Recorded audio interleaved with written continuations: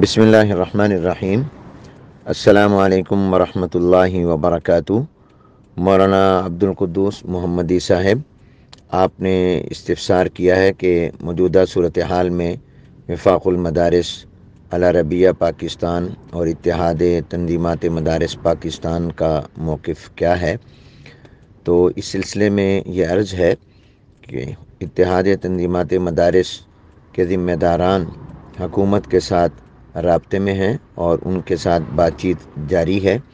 جب تک وفاق المدارس العربیہ پاکستان اور اتحاد تنظیمات مدارس پاکستان کی طرف سے باضابطہ کوئی اعلان نہیں کیا جاتا، تب تک تمام مدارس و جامعات حسب معمول تعلیم کا سلسلہ جاری رکھیں اور تمام اہل مدارس کو آگاہ فرما دیں کہ وہ اپنے اپنے متعلقہ ناظمین، ضلعی مسئولین اور علاقائی ذمہ داران سے رابطے میں رہیں اور اس سلسلے میں کسی قسم کی پریشانی میں، بے چینی میں، اضطراب میں مبتلا نہ ہوں۔